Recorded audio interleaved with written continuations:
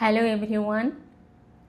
The Doctorate Compassের exclusive series the cash shield ম্যাট্রিক্সের চতুর্থ পর্বে আপনাদের স্বাগত। আমি ডক্টর নার্গিস আক্তার।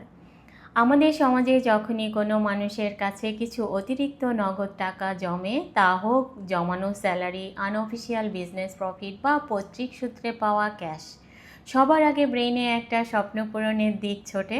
মানুষ চিন্তা করে, অনেক টাকা তো জমেছে, এবার ক্যাশ টাকা দিয়ে একটা ভালো জমি কিনি, একটা সুন্দর ফ্ল্যাটের বুকিং দেই, কিংবা নিজের ব্যবহারের জন্য একটা সুন্দর গাড়ি কিনে ফেলি।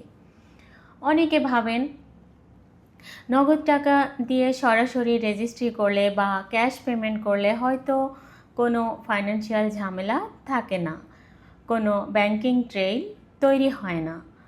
আজকে একজন ফাইন্যান্সিয়াল গভর্নেন্স এক্সপার্ট এবং ডক্টর হিসেবে আপনাদের একটি মারাত্মক রেগুলেটরি সত্য জানাতে এসেছি। বর্তমান ডিজিটাল বাংলাদেশে নগদ টাকা দিয়ে বড় কোনো সম্পদ কেনাটাই এখন আপনার জীবনের সবচেয়ে বড় আইনি এবং ট্যাক্স অডিটের ফাঁদ ডেকে আনছে। একে আন্তর্জাতিক কমপ্লায়েন্সে বলা হয় the cash versus valuation trap.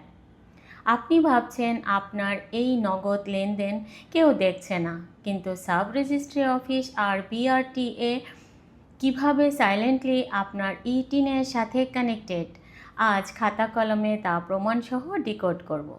Let's break it down. প্রথমে আমাদের বুঝতে হবে আমাদের দেশের অ্যাসেট রেজিস্ট্রেশন বা সম্পদ নিবন্ধনের আধুনিক নিয়মটি ঠিক কিভাবে কাজ করে। 2026 সালের নতুন অর্থ আইনে এবং আয়কর নির্দেশিকা অনুযায়ী প্রতিটা সাব রেজিস্ট্রি অফিস এবং বিআরটিএ ডাটাবেস সরাসরি জাতীয় রাজস্ব বোর্ড বা এনবিআর-এর সেন্ট্রাল এআই সার্ভারের সাথে সিঙ্ক্রোনাইজড।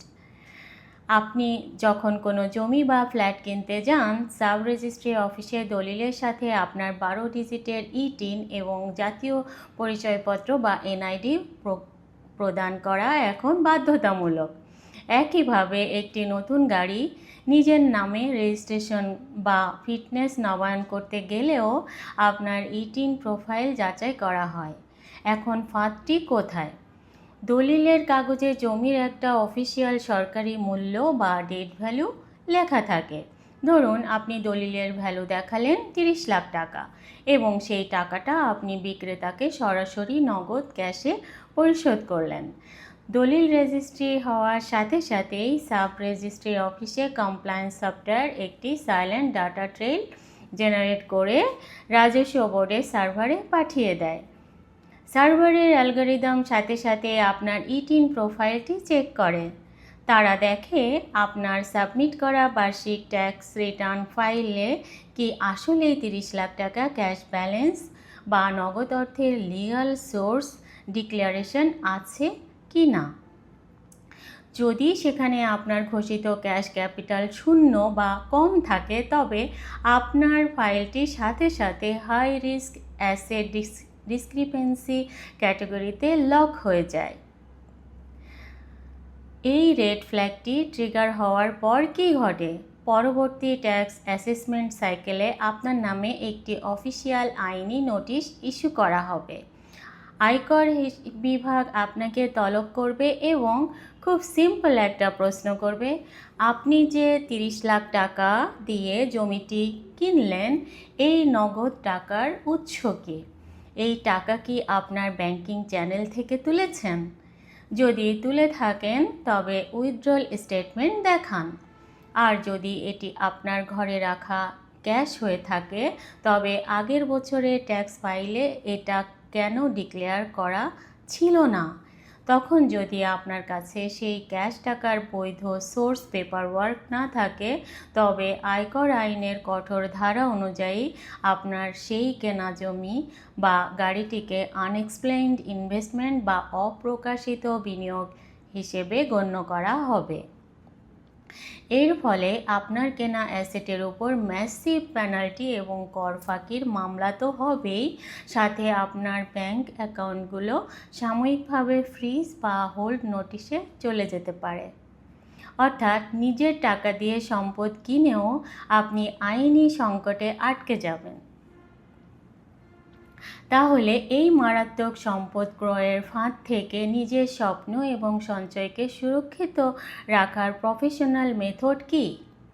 একজন ফাইন্যান্সিয়াল বডিগার্ড হিসেবে আমি আপনাদের 3টি গোল্ডেন রুলস দিচ্ছি। নাম্বার 1, এলিমিনেট র ক্যাশ ফ্রম রিয়েল এস্টেট। জমি, ফ্ল্যাট বা গাড়ি কেনার সময় নগদ ক্যাশ টাকা ব্যাগে করে লেনদেনের অভ্যাস সম্পূর্ণ বর্জন করুন।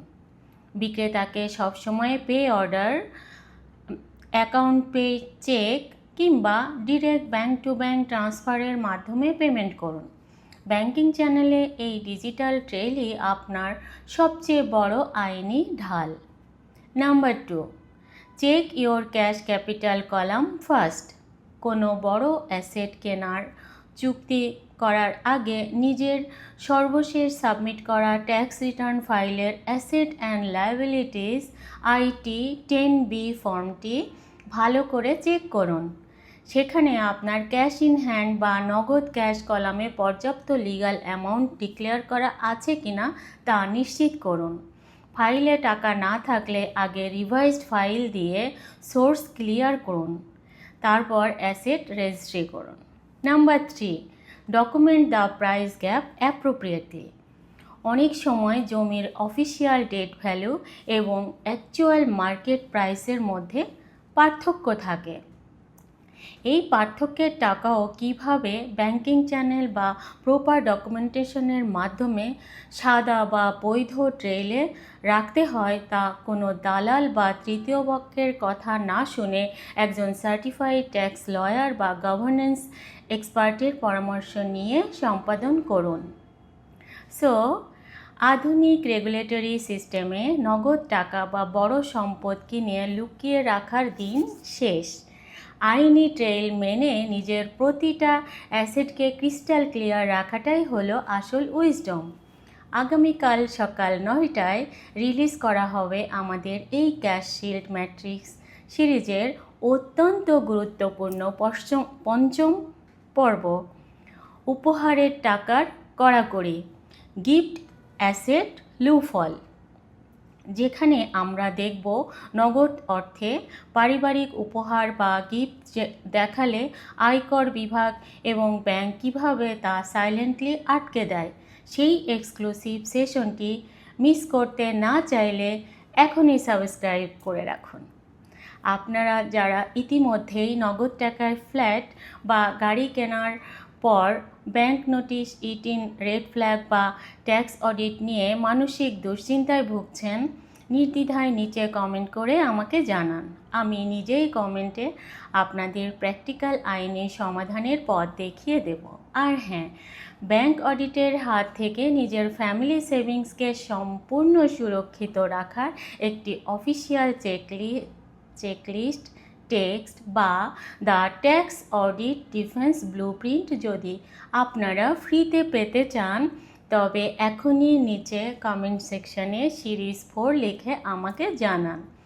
আপনার পরিবারের ও বন্ধুদের অর্থনৈতিক সুরক্ষায় এবং বড় ভুল থেকে বাঁচাতে ভিডিওটি একবার সবার সাথে শেয়ার করুন, লাইক করুন আর নিজের কেরিয়ার ও অর্থনৈতিক সুরক্ষায় সঠিক গাইডলাইন পেতে এখনই নিচে থাকা লাল বোতামটি চেপে সাবস্ক্রাইব করুন।